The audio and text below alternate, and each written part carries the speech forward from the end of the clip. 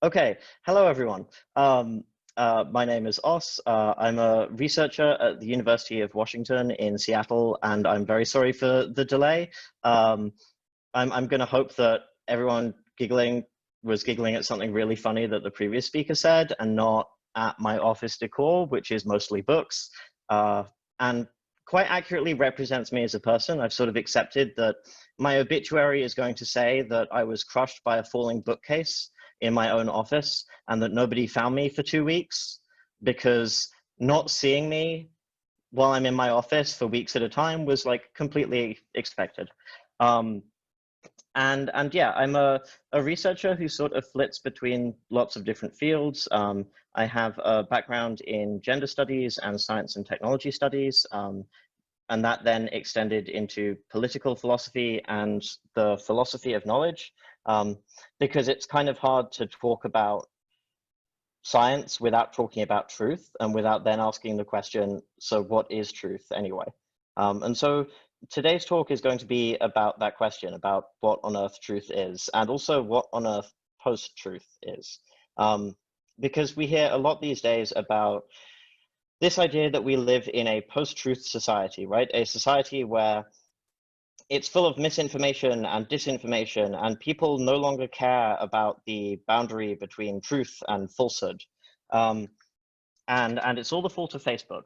This is the other important thing to remember, is that the only person possibly responsible for the complete breakdown of knowledge in modern society is Mark Zuckerberg, which is strange because, to be perfectly honest, if I had so much power that I basically controlled the nature of knowledge and also billions of dollars, I would personally get my ears pinned so that I didn't look like a sports trophy in a t-shirt. But evidently he's decided to go a different route and just control the nature of knowledge while not really saying anything.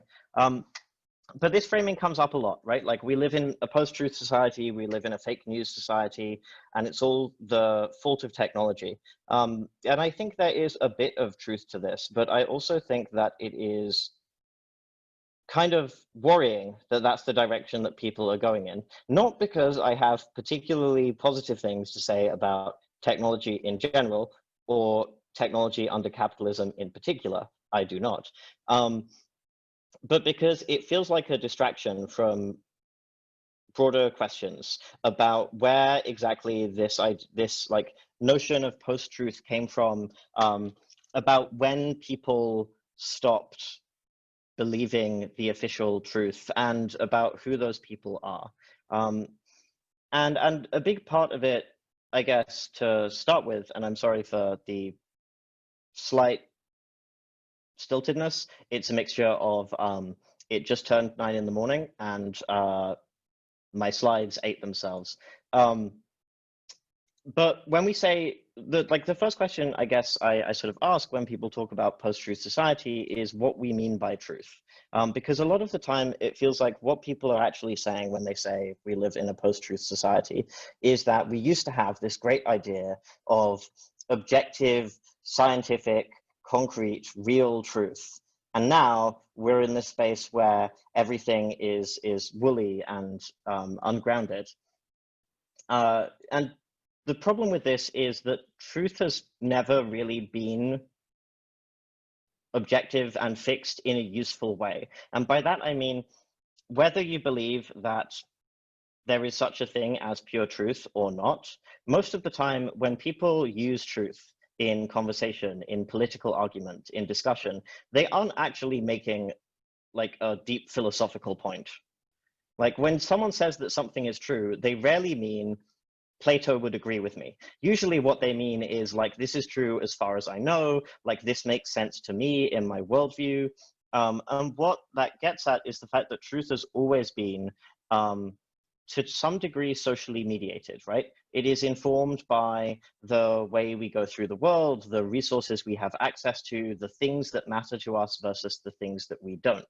And so it's weird to see people talk about the end of objective truth as if this has never happened before, as if this has not always been the case, that truth is partially social.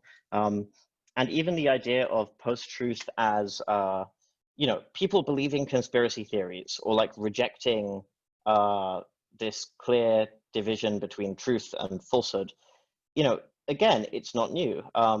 Conspiracy theories did not start when Facebook did. Conspiracy theories are kind of old. One of my favorite conspiracy theories, which is a joke conspiracy theory, is a joke in Germany that there is an entire city that does not exist. It is a fantastic example of like a fake conspiracy theory, but there are also some perfectly real conspiracy theories that are, older than the computer. One of the classic ones in the United States, for example, is the idea of the Hebrew Israelites, which is basically that African-American people are secretly the real Jews, and Jewish people are actually white interlopers. Yes, I saw someone in the sort of like front do like a sort of full body what the fuck. That was basically my reaction too. Also because like, as well as being a like rather skeptical scholar, I'm also Jewish. And so my first reaction to "you're not really Jews" was like, okay, so in that case, can we have approximately 6 million do-overs? Like, can someone get a time machine, like phone up the Nazis and be like, hey, love what you're doing with the shiny boots. Like, I'm a goth, so generally big fan of leather, but there's been a terrible misunderstanding. We're not Jews at all. And so could you like fix this? But no, apparently like there is this conspiracy theory that is held in like particular segments of like Black radical communities that African-American people are the real Jews and Jewish people are white interlopers. And it sounds ludicrous, and it is, but it's also surprisingly popular. You get tens of thousands or hundreds of thousands of adherents to various degrees. And the reason for this is quite simply that it provides a sense of purpose, right? Like, the thing we can learn from it is not that they are wrong or right, although for reference, I'm pretty sure that they're wrong. I'm like, my family did not spend several hundred years getting frostbite in a shtetl to be told that we did not. Do you know how many like terrible goddamn glasses of wine I've drunk for this? But the thing we can learn from it is that the thing that makes conspiracy theories popular, or that makes the divide between truth and falsehood fall down a lot of the time, is not Facebook. It's disenfranchisement and helplessness and wanting some kind of purpose. And conspiracy theories give you purpose. If it is a conspiracy theory like the Hebrew Israelites, then it gives you a sense of history and authenticity and groundedness that is all too often lacking in the sort of normative social structure of the United States. If it is a conspiracy theory like drinking bleach cures COVID-19, to pick a hypothetical, it gives you something to do, right? Other than sit on your hands, look at the media, and panic. And the point in all of this is that if truth is socially mediated, then it should simultaneously not surprise us that people believe bullshit when they are disenfranchised from networks of constructing truths, and when they have no reason to trust these networks because those networks are not accountable to them. And so what we're seeing right now, what's actually new, is not truth falling over because Facebook. What we're seeing is a question of scale, right? Disenfranchisement and helplessness and confusion and lack of understanding has reached the point where it is really easy for people to grab onto conspiracy theories and misinformation, not because human beings are fundamentally stupid creatures or because Facebook has rewired our brains, but because we live in a world that is highly chaotic and that is incredibly disenfranchising, right? It is difficult to look at the world right now, or the world 10 years ago, or the world 15 years ago, and see a world that actually provides meaningful ways for people to intervene in their own lives and in their own networks, and have any kind of purpose in the way that society has conditioned us to have. And what I'm building to, for reference, is not some nonsense right-wing apologia for like, ooh, the poor white man who like, you know, doesn't know what he's doing. Fuck that. Like, Nazis are simply wrong and full of shit and need to be shut up, ideally quietly and peacefully and perfectly acceptably through the precise application of bricks. What I'm getting at is more that like what we are seeing right now is not something new. It is something that we have always had, because we have always had disenfranchisement and silencing and violence in how we structure society and how we structure the construction of knowledge. And we are seeing it scale, and we are seeing people pay attention to it because now it is impacting quote unquote normal people. Misinformation and disinformation was incredibly prominent in discussions of you know, medical responses to the HIV/AIDS crisis in the 90s. You know why you didn't see like big think pieces on it in the New York Times and people calling, you know, figures from major companies into legislative meetings? Because nobody cared about a disease that only hit queer people and the social impact thereof. And by nobody cared, I mean people with power. What's happening now is that people with power, or people with the expectation that they should have power, are being impacted by it. And so what I'm getting at, I guess, is sort of twofold. The first is simply that if we have this idea of we will resolve this crisis of truth and falsehood by getting Facebook to add warning labels to things, we are not going to, for two reasons. First, Facebook is more the symptom or the catalyst than it is the cause. And second, it is based on the presumption that people who do not trust like normative sources of truth will suddenly trust Facebook warning labels, which seems like a pretty big and like unjustified jump to make.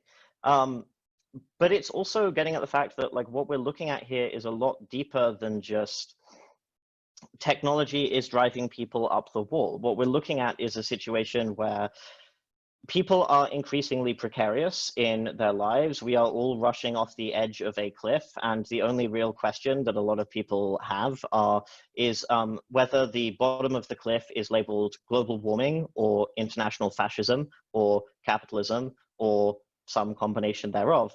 And you know, that was even before a big pandemic hit everywhere. We are in a space where trying to keep everything going as it has been, but with warning labels on Facebook, is not going to help. What we need is to actually structurally rethink the way that we as a series of societies, or as an international society, I say under the assumption that like as a leftist, people are probably going to say that I'm in an international conspiracy anyway, and so why not lean into it? What we need is to fundamentally rework the way that we structure society and that we understand truth. Like, if you want to solve a problem that is fundamentally caused by lack of participation, lack of collaboration, lack of trust, and lack of accountability, you have to provide these things. You have to make it so that people understand that they have a stake and a role to play in decisions that are made. And right now it is hard to argue that one does. But this cannot look, and this is the bit where I go off into political philosophy territory, this cannot look like just restoring the old way of doing things, right? Like, what if we roll things back to 1990 or 1980 or 1970, or whenever we decide it was that, like, you know, we had a really great thing going. I appreciate, given the audience, 1970, unlikely to be the year of choice, but be that as it may, we can't simply roll things back. And that's not just because things have changed, it's because the entire point of using the example of the Hebrew Israelites was to articulate that the good old days were not good, that any system of collaboration and consensus formation, whether it is to work out what our moral values are, or who should be like elected to a particular position, or what the right course through a social problem or a scientific problem is, by definition, any way of approaching consensus excludes people. That's just inevitable. We cannot fix that. We cannot make it so that everyone is enfranchised in as strong a way as would be required, because you cannot have a consensus or an agreement that simultaneously respects all views. That just doesn't happen. But what we can do is first actively look at who is excluded and where. I am not so much concerned about, you know, certain British members of the European Parliament who I could mention, feeling like they don't get a voice in governance, as I am with the fact that the representation of queer people and people of color in a meaningful way, and more than just like individual representation, the actual needs of those communities are dramatically underrepresented in politics and in science and in our construction of those fields. We can't just say like, okay, we're going to try and reset things and give everyone equal participation in the same way that they had it 10 years ago, because 10 years ago was also shit. It was just shit in a different way and to a different degree. And similarly, as well as sort of prioritizing like who we involve and where, we also have to look at and focus on this idea of contingency, right? Like if we understand that social processes are always going to include different people or exclude different people and are also going to change, then we need to structure our ideas for how should collaboration work, how should accountability work, with an understanding that whatever our answer is today, it is likely to be different in a week, because something we didn't think of will happen, or some people who we didn't include will draw attention to the fact that they exist and would like to be involved. And when I say like contingency, all I really mean is that however we try and solve our way through this, we need to do so in a way that recognizes our solution is not a solution, because it is a patch. It is a quick fix to the immediate problem at hand, and it's one that we did with the best knowledge we could at the time, but it's going to get out of date and it's going to need amending in turn.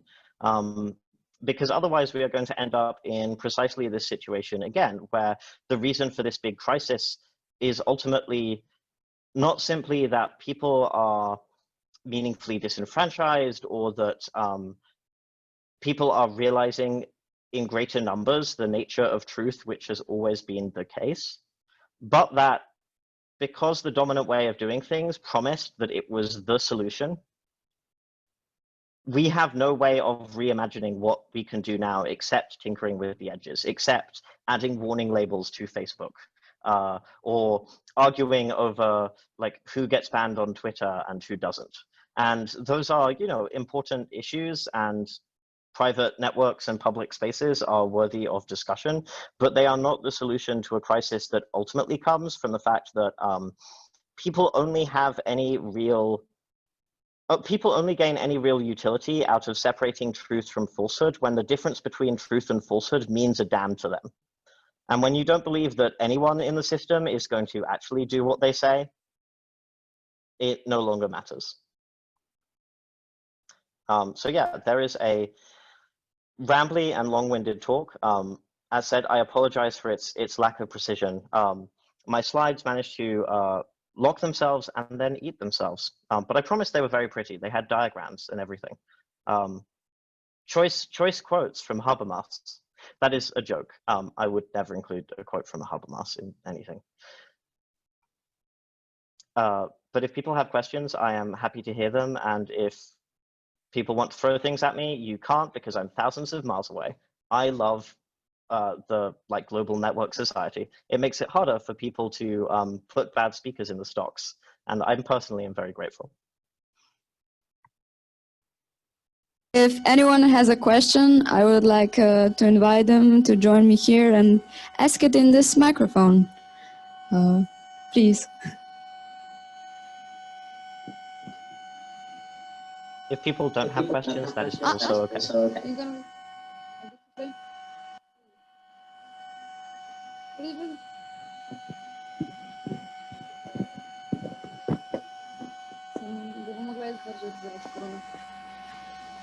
So, hello.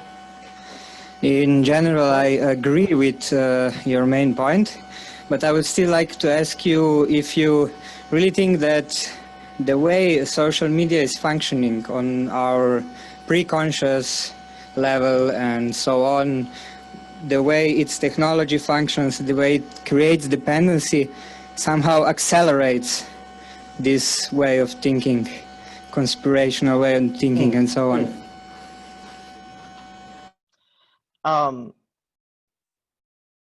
That is an excellent question. I would say that I definitely, I think it does have an impact. Precisely what that impact is, I am not the right kind of researcher to answer, and I try and avoid the Steven Pinker problem, we will call it, of, you know, I'm an academic, therefore I get to have opinions on everything. So what that impact is, I don't know on a formal basis. Speaking personally, definitely it accelerates and magnifies existing problems. And so again, I am under no circumstances defending technology or suggesting that we should not intervene in the way that systems are designed and structured. If anything, I would argue that we do need to intervene. Those interventions just themselves need to be much wider. Or to put it differently, the problem is not that Facebook does not have an impact, but that Facebook's impact is one of scale and disenfranchisement in of itself, right? We have this big network of communication that is ultimately run on private and rather arbitrary grounds, and even those aspects of it which do involve participation on such vast scales that one person's impact is tiny, and that this requires more substantive reworking than tinkering around the edges. I'm not saying that Facebook is good. I'm saying Facebook is bad, but that its bad is going to be fixed by breaking it up, not by changing the user interface.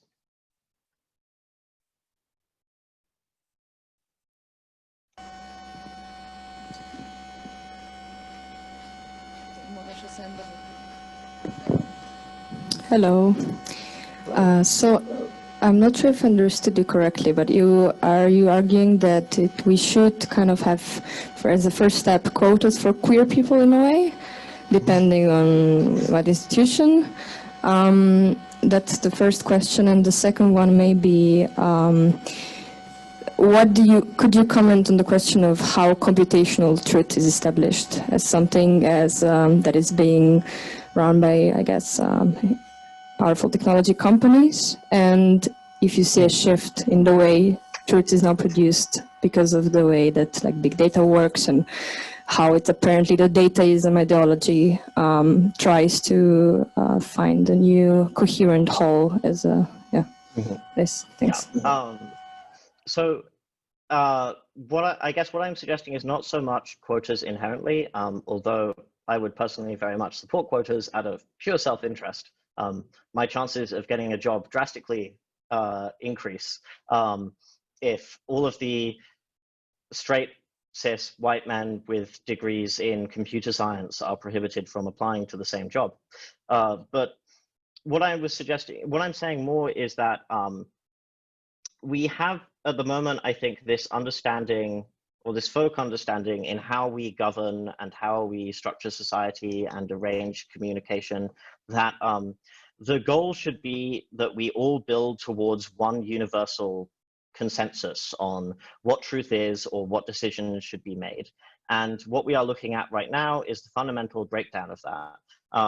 And my argument is more that this idea of universal consensus is bullshit, and it has always been bullshit, long before people started yelling about post-truth and Facebook.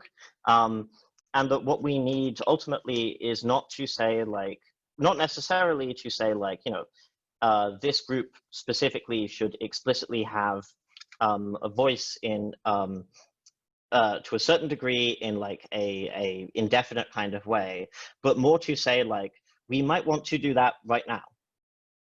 But we might also want to say that like at some point we should revisit this because maybe different identities and communities and populations will, involve themselves and have concerns, or we will realize that we did something wrong in framing this. And also that we have to do so with an understanding that we are not building towards one universal truth. That we are including people in the conversation, not because if you get everyone together, you produce the permanent, indefinite, inalienable truth of the matter, but instead because they are people who are impacted by the conclusions that we reach, and the conclusions we reach are fundamentally social. And so they should be involved. In terms of like computational notions of truth, I go back and forth on it because I'm a philosopher, and if you ask a philosopher any question, their first action is to explain how the question is wrongly formatted, and so they don't have to answer it, which personally deeply pisses me off, and is why I avoided philosophy for many years. But the second, action is to say, well, it's complicated. And I am definitely that asshole. Like, I will 100% go, it is complicated. I think that the mythology of big data and of computational truth and of truth out of objectivity, like with enough numbers, we fix everything, is definitely having particularly pernicious effects right now and poses its own dangers. One of the things that I have been exploring recently is what happens when people take this mentality or this set of technologies, big data and AI, very new, and apply them to very old and very dangerous problems. So, what happens when biologists who are looking for the fundamental biological truth of race or gender add like AI in the mix, and suddenly you have the like promise of truth that comes with genetics, and also the promise of truth that comes with AI, and what you get is dangerous as all hell. And so I definitely think that it is making things, it is providing new dangers, or perhaps like new glosses on old dangers in scientific research and in wider society, because to a certain degree, in the abstract, people do trust that if big data says a thing, well, then there's got to be some truth to it, right? But the interesting thing is that this is very, this only works one way, is how I would phrase it. Or to put it differently, people only seem to be trusting big data, at least this is what I have seen, when it either agrees with them or is about something they don't care about. When you look at what happens when people have to use these systems on a day-to-day basis and run into trouble doing so, you see a lot more puzzlement and argument and trying to reshape it to fit their existing expectations. And suddenly, like when it doesn't produce the outcome you want, suddenly everyone is a mathematician. So I think that the mythology does contribute. Again, though, it's mostly on, this kind of like accelerating a much older series of trends around essentialism, around mechanical objectivity, but that it's never as simple as like, this is making things worse, or this is reinforcing this. In a lot of cases, what I've seen is it reinforcing in some spaces and undermining in others. Basically, like, and this is, I think, what we get at when we say that like truth is socially negotiated or socially mediated. Machine learning has the same status as genetics. It's a great thing to point to when you agree with it. Otherwise, suddenly you're like a philosopher of science. You can point to 15 ways that this study was flawed, didn't have enough people, had too many people, had the wrong kind of people. And we see that happen in practice a lot. In fact, if anyone is interested in reading something that both gets at this and is also the fucking funniest paper I have ever read in a very like Schadenfreude kind of way, there is a researcher called Joan Donovan, who did a paper looking at the genomics and truth, right? Because people have this idea of like, race is in the genome and race is in genetics, and we can find the fundamental truth of race in genetics. And so she thought it would be funny and also interesting, and she was correct, to go to like a white nationalist forum and just look at the threads of what happened when some of them sent in for like ancestry tests or 23andMe tests and found out they weren't entirely white. And there is nothing funnier than watching a load of white supremacists try and justify the existential crisis that they're now having because they bought into science and then it disagreed with them and now they're freaking out. And it's both, you know, hilarious and also I think a nice demonstration of the fact that, yeah, people tend to use these technologies to support the things that they already wanted to believe. When it produces an outcome they don't want, people get more critical, and it's never as simple as like making things worse or making things better. It's more like, pragmatically, truth has always been what people need it to be for the argument they're having right now. And this is just one more tool for having those arguments. Yeah, sorry, that's a really long-winded answer to a very simple question for which I apologize. I just really like pointing people to the Donovan paper because it's amazing. Okay. Another one? Okay.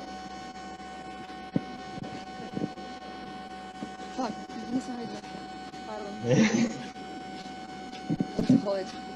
Oh, right, yeah, sorry, hey. Amazing talk. Couldn't agree with your points more. My main question is, what kind of activism can we do to ensure that more people see that truth is socially constructed and that it kind of lies on a spectrum rather than being a binary true or not true? Have you seen any good examples in America, in Europe, in other parts of the world? Because I feel like when I go to talks like this, everyone is talking about truth being socially constructed. Yeah. But then when I go elsewhere, it seems to be like heresy. So I would love your thoughts on that. Yeah, I agree. There's the heresy angle, and then there's also the angle of my personal bugbear with a lot of academia, which is if this argument matters so much, tell someone. Or to put it differently, I am here giving a talk on this to an audience of people who aren't academics and who I didn't require to buy my book for 120 like euros first. Correspondingly, like, this is relatively rare. Like, normally people are somehow maintain that their way of revisiting truth is simultaneously like fundamental to reworking society, and also something that you should only get to hear and understand if you've read at least my 3 favorite queer theorists. And this annoys the shit out of me. So this question of practice and putting things into practice is very important. Similarly, like, I struggle sometimes to see spots where it's happening. The spot where I've seen it happen the most, and the place where I am most enthusiastic because it's, I guess, inside my domain and bailiwick, is 2 different spots. So the first is activist teaching and education. And sometimes this is in formal sort of institutions and universities. Sometimes it is in like teach-ins and like informal courses. And it is working to bridge that gap between, like, you know, we who have been lucky enough to spend several years doing nothing except reading books, which is not a slight against anyone except me. I'm sure everyone else has been much more useful than I feel like I have. And people who are actually dealing with, like, the day-to-day, like, struggles of navigating through these arguments, these conflicts, these issues of accountability and trust and truth. And one of the most inspiring places I found for like looking at it weirdly is history, because historiographers and historians are really on top of this, and they have been for literally decades, like precisely because of the whole framing of like, you know, history is useful and history matters because those who do not learn from the past, etc., etc. Historians have been talking for kind of a while and working for kind of a while about what it means to reclaim histories and make them available to people as a source of truth and authenticity and sort of identity. And what that looks like in academic teaching and what that looks like in practice in participatory workshops and engagements to record different truths and write them down and reclaim them, which I think does the simultaneous job of first, you know, achieving an immediate concrete thing, which is creating or preserving like a different form of truth that represents and is available to people who are usually written out of the narratives that like everyone knows.